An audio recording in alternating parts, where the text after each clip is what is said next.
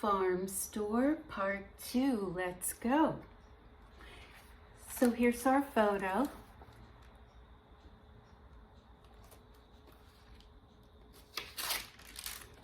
I did the tracing and the transfer from the photo.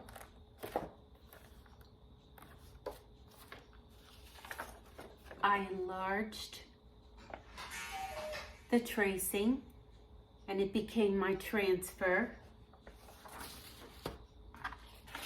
And I selected a new dog, one that I could see some of the details. Plus, I think he's a golden retriever. He looks like my Tanner. This is how we ended up in part 1. I thought we would do a little review before we get started. But if you like this video and you'd like to subscribe, please hit the subscribe button and join me for this series called Farm Store. So as you can see, this did enlarge to the transfer size, and then I taped it up on my watercolor paper so that when I pull off the tape, I have some nice clean margins. Then the second step was to add the frisket. I'm using, let me show you what I'm using. I'm using this Winsor Newton, oh wait a minute. I'm using Winsor Newton Colorless Art Masking Fluid.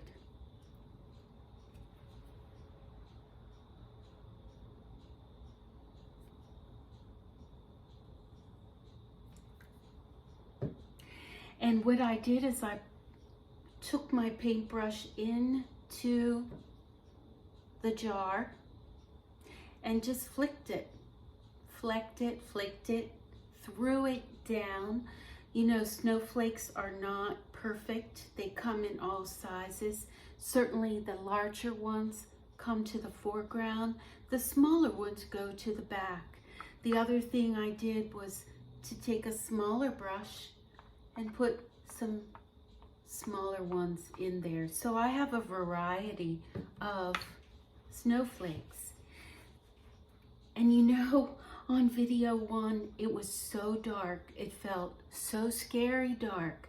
But as you can see, watercolor will dry 20% lighter. So we're going to begin again and pretty much do the same thing. Same thing, we're going to wet the paper. Notice I'm setting up a border behind Farm Store, the sign. I'm using a flat brush. This is a watercolor brush. I'll tell you what it is here in a minute.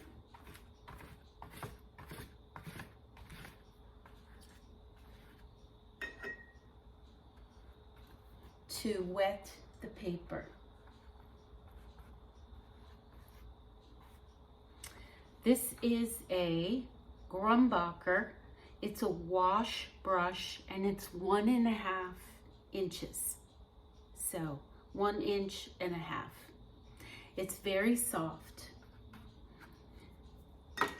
So now I'm going to just clean up my borders so that the water does not get behind the tape. I'm also looking to see where I got a little heavy on the water. Because while I do want this saturated, I really don't want the puddles. Notice by putting down the water, I am not destroying anything underneath.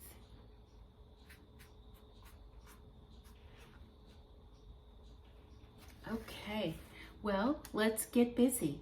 I'm going to use the same colors on my palette. I'm going to freshen them up. This is Crimson Lake, everyone. It's non-staining and it's transparent. It is perfect. unlike alizarin crimson, it's going to be much easier to work with.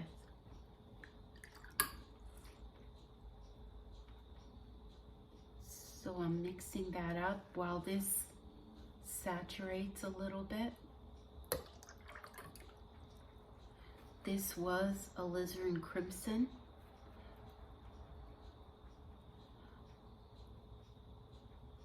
It's got a little ultramarine blue in it, and that's all right. It's a little different. We're going to use that. And then here is the ultramarine blue.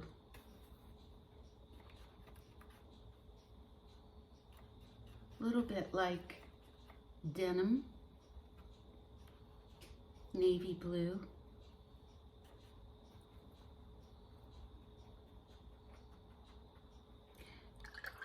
This is a Scepter Gold brush, by the way, Winsor Newton, size 14, could be a 12. It's an older brush, and it's all worn off.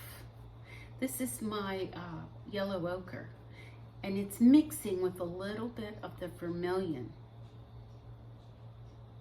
So this is more of a pure yellow ochre. Well, let's start there with yellow ochre, and it is opaque. So I am looking at my photo, and I'm starting with the deck. Very often, watercolor will be light to dark. We work light to dark. So just kind of putting some of that in there and letting it move around on the wet paper.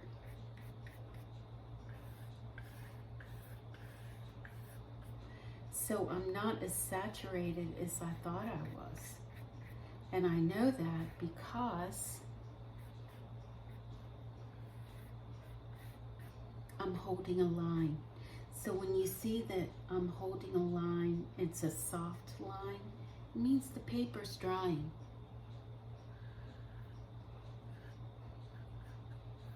I am trying to protect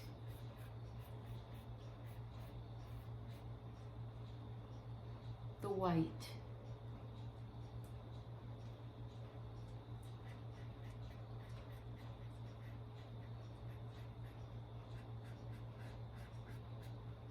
And hopefully be able to clean some of that up later.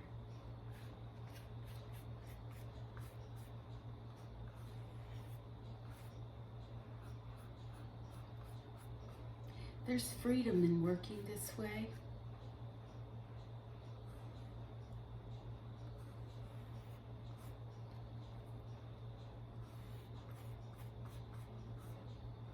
The first wash is holding my pencil line.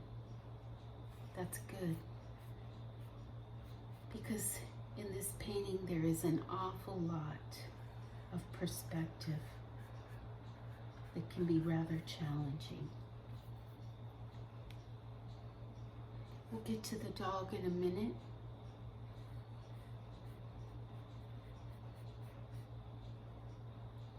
There's the broom.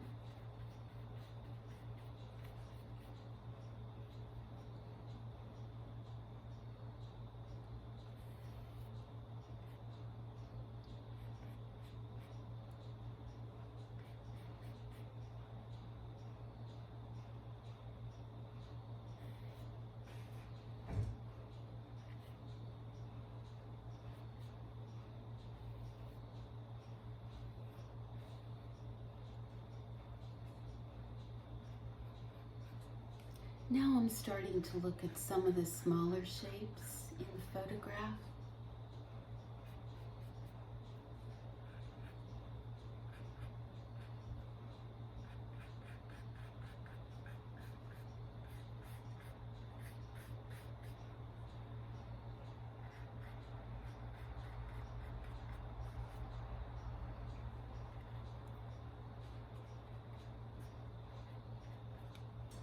Just a little bit permanent yellow light, something a little lighter, since I'm working the yellow.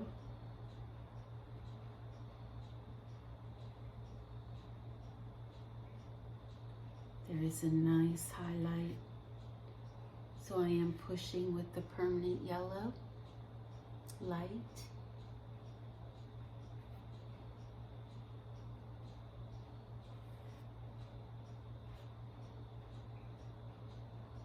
And trying to see the light.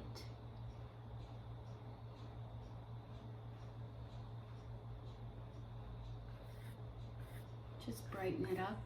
It's on my brush. So I'm emptying my brush. And I can look at the dog now. Let's see.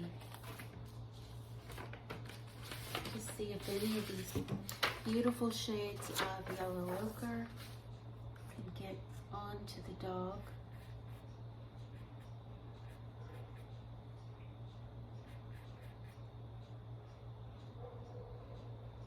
He's got a fuzzy tail there.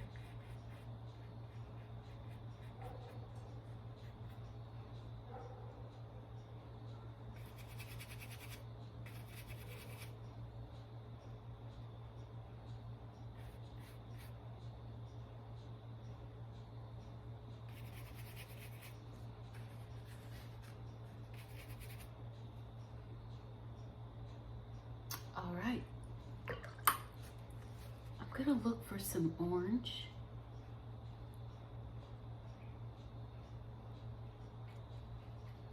Vermilion, permanent yellow light, a nice orange.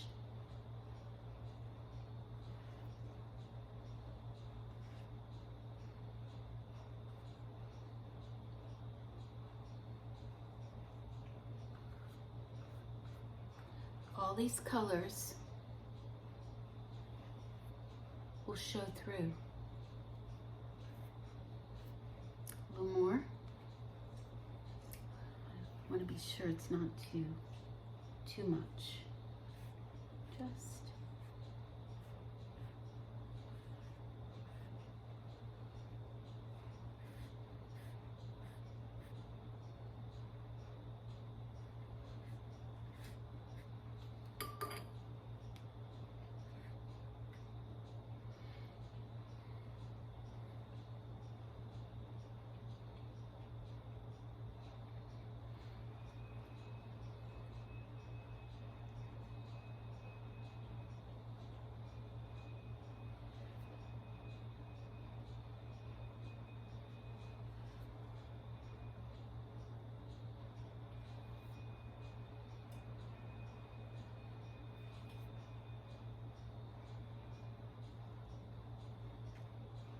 let's go a little redder.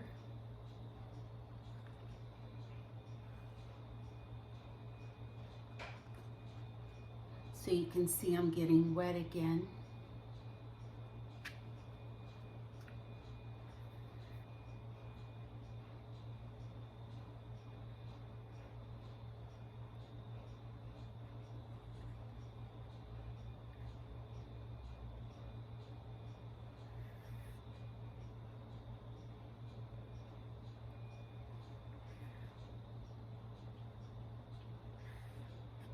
And we're putting down more color.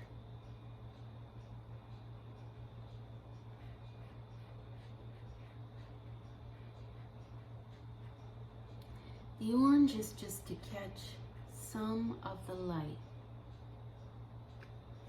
I see the tree really went onto the door there. So let's just see if we can get some of that off. This is called lifting. We're going to lay down the water and we're going to see if some of that will come off. Green is a tough color to lift. So I do need to wait. A little came off. But you know, it's very possible some of that tree will just simply overlap on that door. All right, we're gonna go ahead and add the blue. It gets very dark back here. This time we put the blue down first.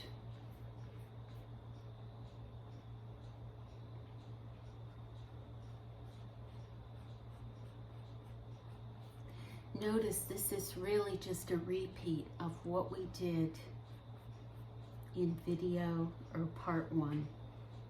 This is a repeat.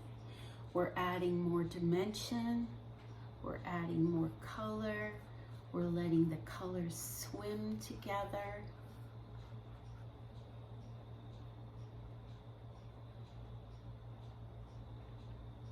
And all this really does add depth.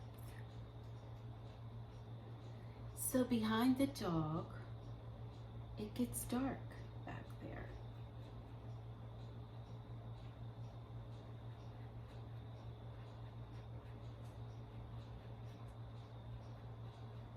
And my lines are holding, which tells me my paper is damp and not wet. That allows for more time. Now, because I don't want everything to get real muddy, I'm going to go ahead and add the Crimson Lake. This is the mixture of the blue and the Crimson Lake. We're going to let it swim around together.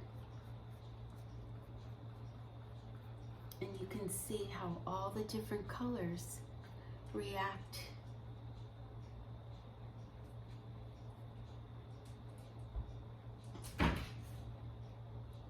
together.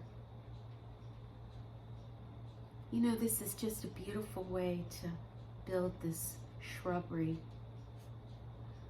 A little texture, a little color, it'll all pop through.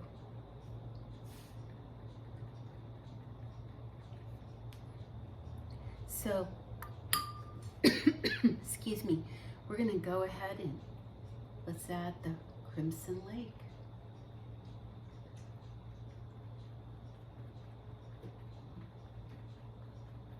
You know, this is exciting. This is an exciting part of the painting.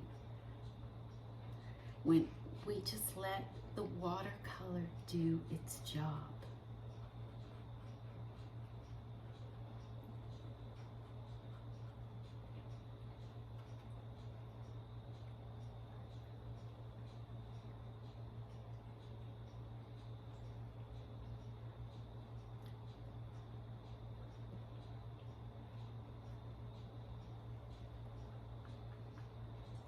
And the paper is getting very wet, isn't it? And once again, we can be sure it's going to dry rather light.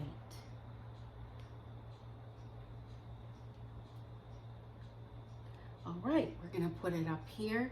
You know, I think I'm going to mix a little vermilion in there. Let's brighten it up. Yeah, go a little brighter. Oh yeah.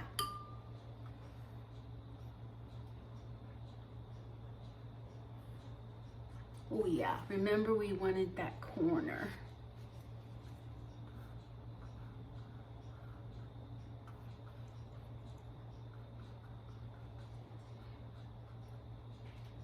And this all runs around down here.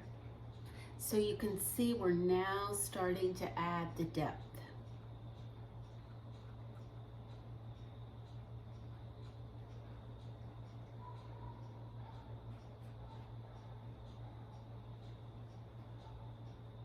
As well as the warmth. So whereas Crimson Lake is on the cooler side, the vermilion is on the warmer side.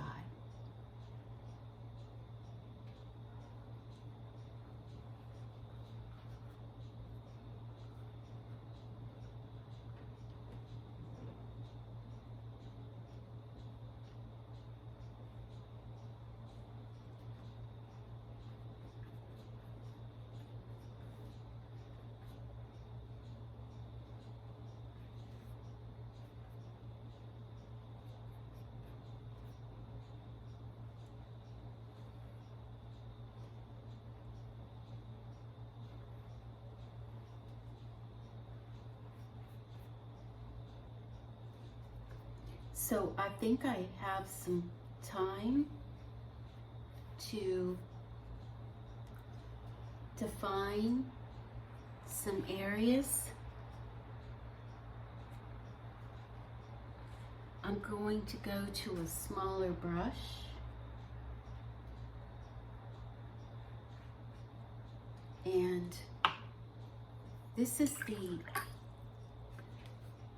Princeton Elite. It's an Aqua Elite. No, it's a Princeton Aqua Elite. I like it because it does hold a point. So far it has. So I can see I'm on damp paper. I can see that I'm able to really define the rail over here.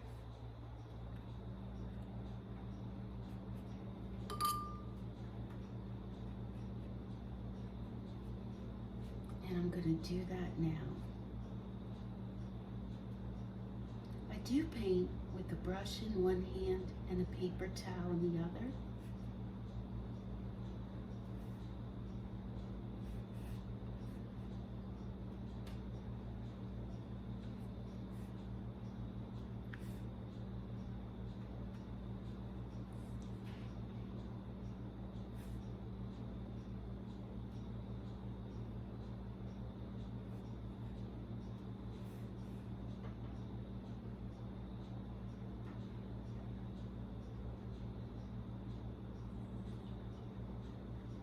This is how I build a painting, one layer at a time. This can look really sloppy and messy.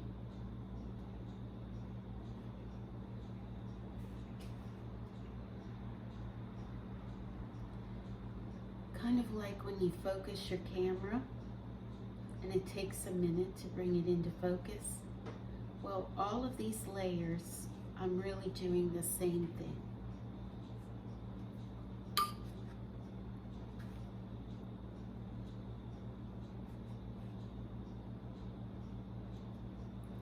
There's a floor mat behind the dog.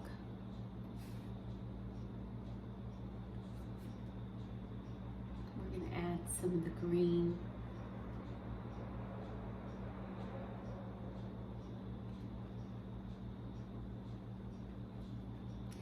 And where there aren't snowflakes, I'm making some.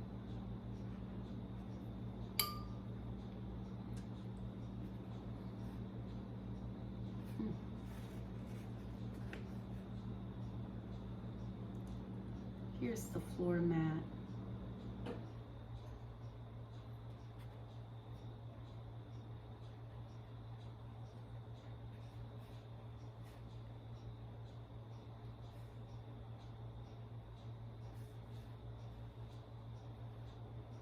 Back to the Crimson Lake. The decking is pretty dark and the mat is right here. All right, let's start to work under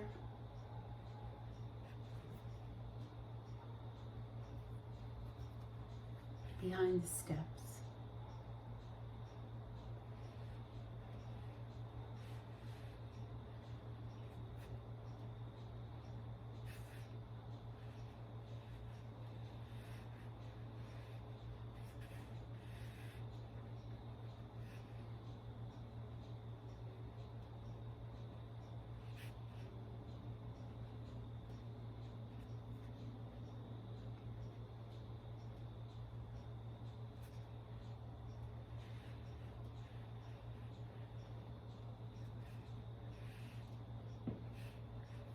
It's quite colorful, isn't it? So this I know is looking kind of purple. It will change up and it will read very neutral before it's all over. But wouldn't you rather look at purple than gray, black, or brown?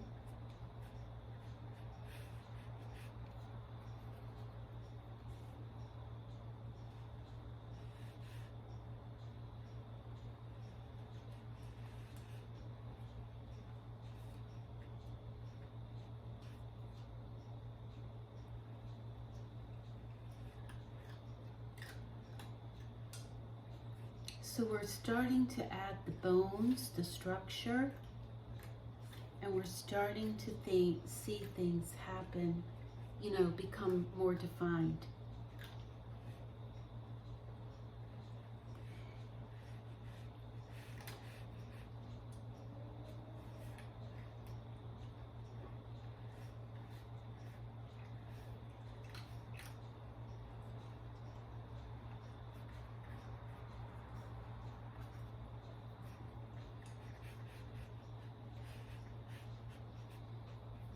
Alright, and you know, just adding a little water sometimes will allow even more for the watercolor to do its magic.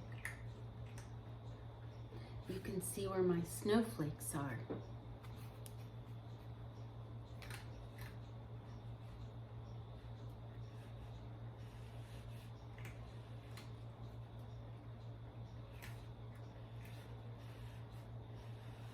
They're starting to pop out.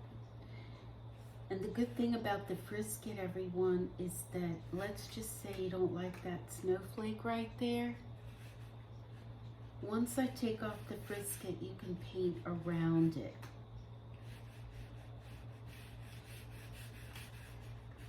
So I'm just going to call your attention to, we paint light to dark, and we paint large to small.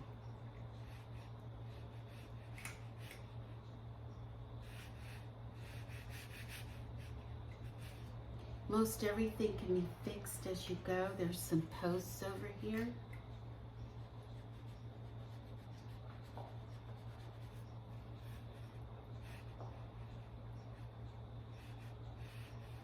But we are starting to see the structure.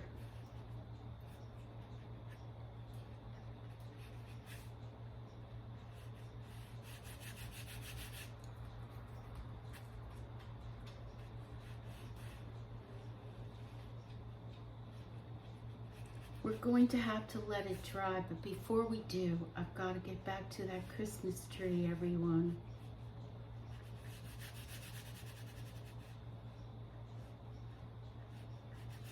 Okay, let's do that, because I don't want to lose an opportunity for things to be soft.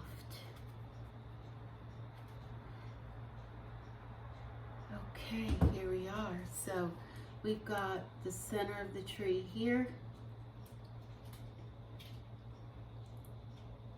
There it is. Oh ho!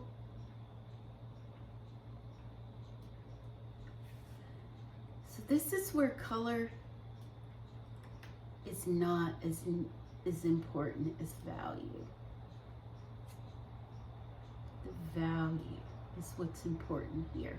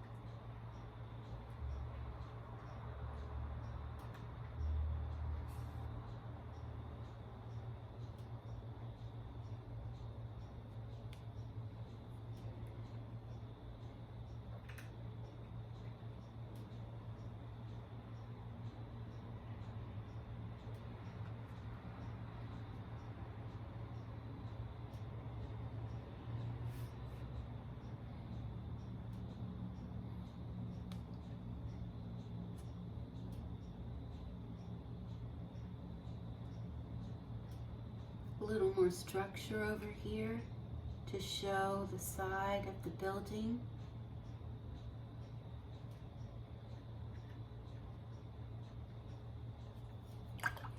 And add the water to let it move around.